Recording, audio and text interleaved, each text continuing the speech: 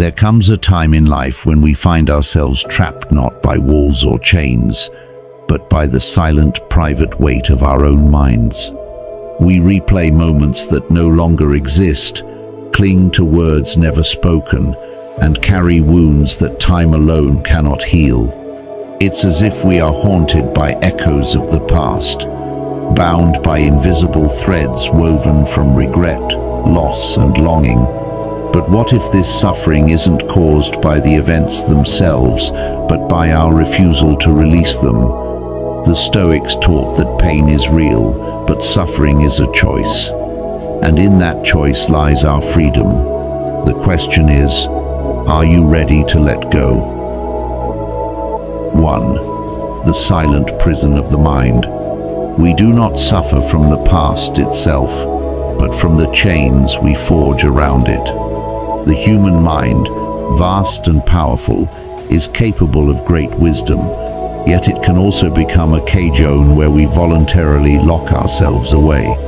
A betrayal, a loss, a moment of shame. These are not just events that happened, they become echoes that refuse to fade, replaying over and over, shaping our reality long after they should have passed. Pain is inevitable, but suffering is a choice.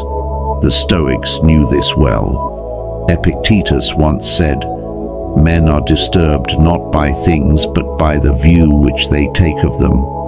Our suffering is not born from the event itself, but from the way we continue to relive it, feed it, and give it power over us. Every time we revisit the wound, we make it fresh again. Like a fire that needs wood to burn, our suffering continues only because we keep adding fuel. But why do we hold on to pain? Why do we revisit memories that hurt us, dissecting them, replaying conversations, rewriting what was said in hopes of a different ending? The answer is simple. The mind clings to what it knows. Even suffering, when familiar, can feel safer than the unknown. The past is a fixed story, something we can touch and define. The future, however, is uncertain, and uncertainty, to the mind, feels like a threat. This is why we hesitate to let go. The past, no matter how painful, feels like home.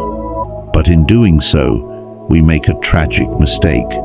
We allow what was to dictate what is. We let ghosts of old wounds shape our present, whispering doubts into our ears, keeping us trapped in a world that no longer exists. So how do we break free? The first step is recognition.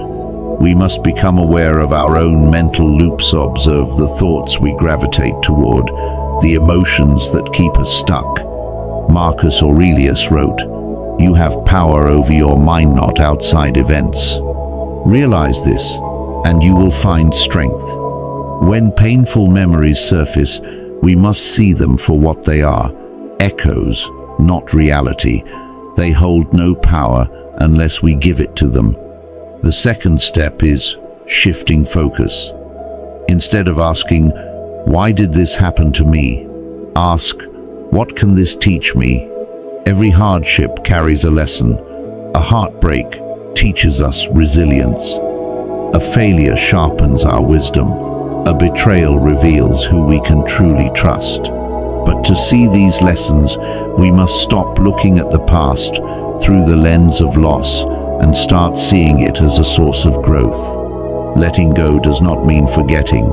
It does not mean pretending the past never happened. It means making peace with it. It means acknowledging that pain was once real, but it does not need to define us. The present moment is the only place where life happens. The past is a memory. The future is a possibility. The only reality we have is now. Imagine standing at the edge of a river, watching leaves float by. Each leaf is a memory, a thought, a moment of pain. You can reach out, grab one, cling to it, analyze its details, and refuse to let it go. Or you can simply observe, acknowledge its presence, but but allow it to drift away. This is the practice of letting go, not suppressing, not ignoring, but allowing thoughts to pass without attaching ourselves to them. Freedom begins in the mind. The key is already in your hands. The question, are you ready to unlock the door? 2. The illusion of control, letting go of what was never ours. We spend much of our lives grasping at control over people, outcomes, the way others see us. We believe that if we try hard enough, plan well enough, or care deeply enough, we can shape the world to fit our desires. But this is a dangerous illusion, one that traps us in endless frustration and suffering. The Stoics understood this well. They taught that there are only two kinds of things in life, those within our control and those beyond it. Everything outside of our thoughts, our actions, and our responses belongs to the latter category. Yet, instead of focusing on what is truly within our power, we exhaust ourselves trying to control what was never ours to command other people's choices, the past, the future, even the way life unfolds. The more we cling to this illusion, the more we suffer. We beg for people to stay, thinking that our love alone should be enough to hold them. We replay conversations in our minds, believing that if we had said something different, the outcome would have changed. We try to force situations to unfold as we wish, only to be met with resistance, disappointment, and pain. But control is like trying to hold water in our hands. The tighter we grip, the faster it slips through our fingers. What happens when we finally accept this truth? At first, there is fear. To acknowledge our lack of control feels like stepping into the unknown with no safety net. If we are not in control, then who is?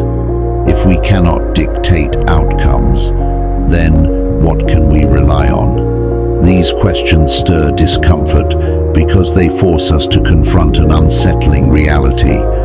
Life moves according to its own rhythm, indifferent to our wishes. Yet, within this realization lies our greatest freedom. When we stop trying to control the uncontrollable, we free ourselves from unnecessary suffering. We no longer waste energy on changing people who do not want to change. We no longer replay the past, hoping it will somehow rewrite itself.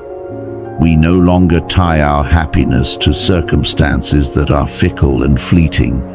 Instead, we turn inward to what has always been within our power, our perspective, our choices, and the way we meet life as it comes. Marcus Aurelius, the Stoic emperor, once wrote, "You have power over your mind, not outside events. Realize this, and you will find strength."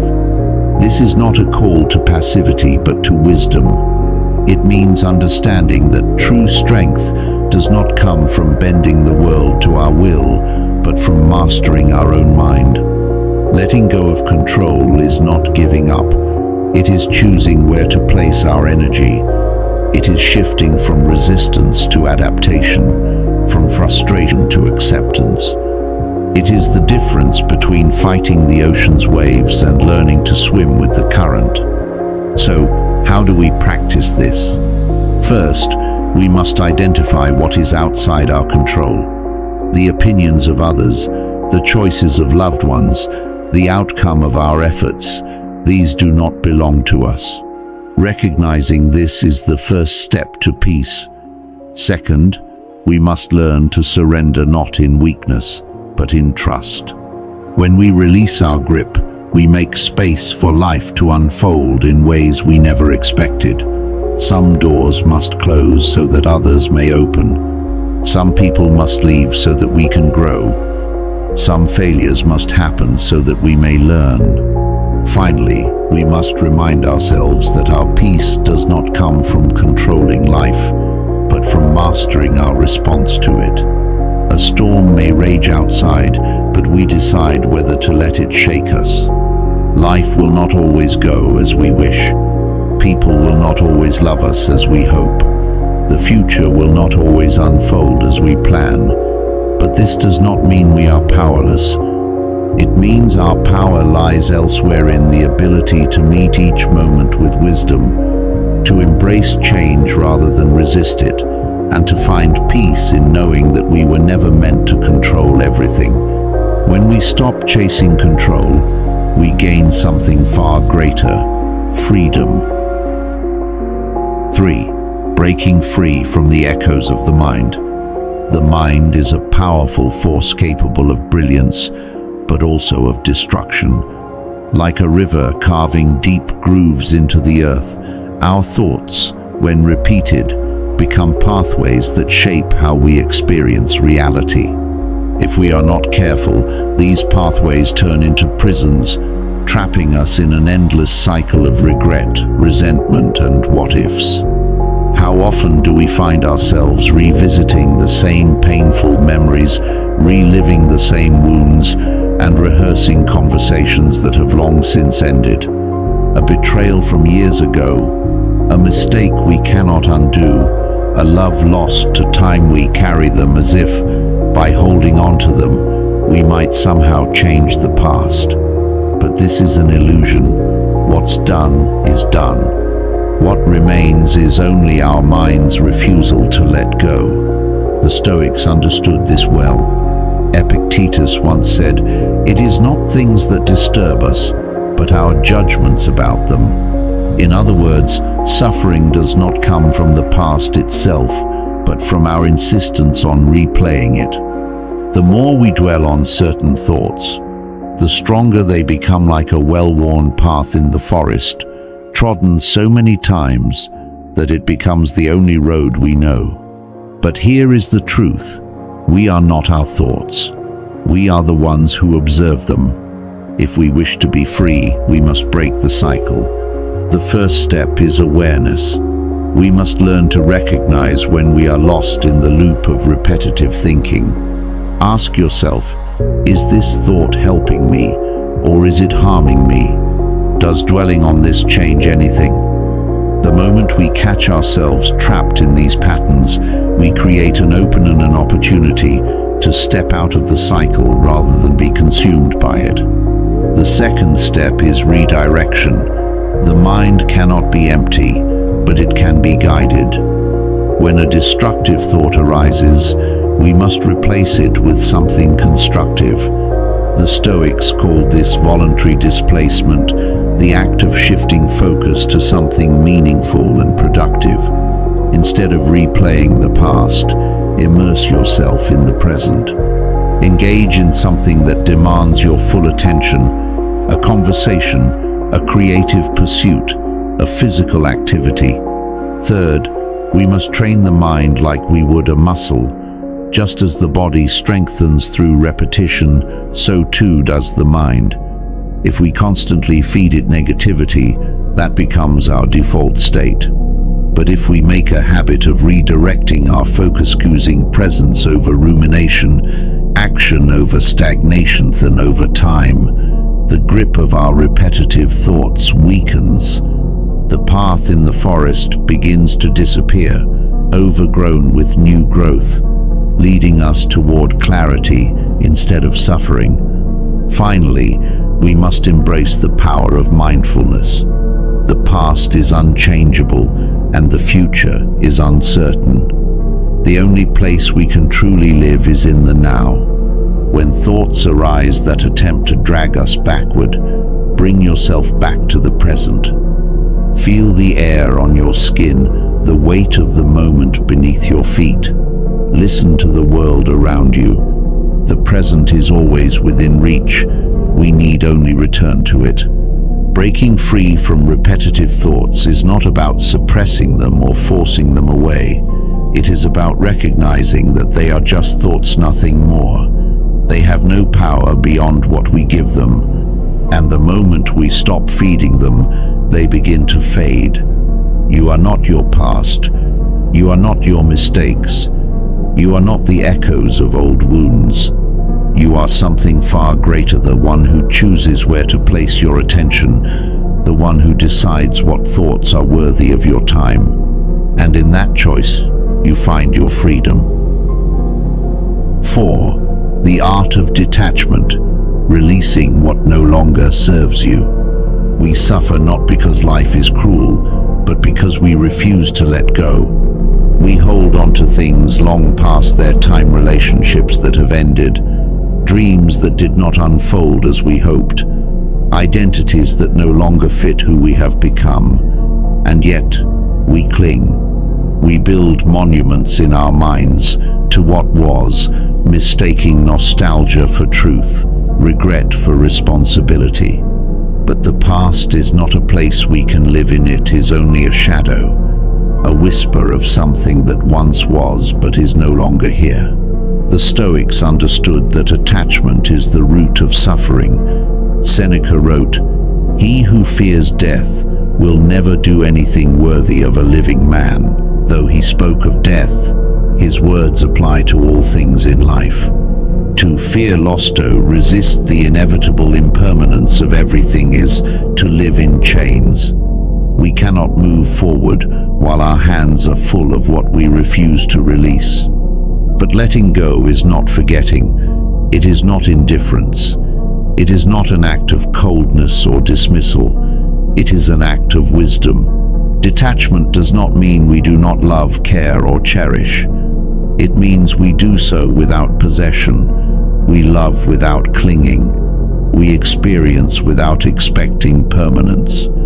We embrace what comes, knowing it may leave, and we release what leaves, knowing something new will come. This is the nature of life. This is the rhythm of existence. Yet, we resist. We resist because attachment feels safe. We tell ourselves that if we hold on tightly enough, we can keep things as they are. But this is an illusion. The tighter we grip, the more life slips through our fingers. The river flows whether we fight it or not. The only choice we have is whether to exhaust ourselves swimming against the current or to let go and move with the flow. So how do we practice detachment? First, we must recognize what we are holding on to.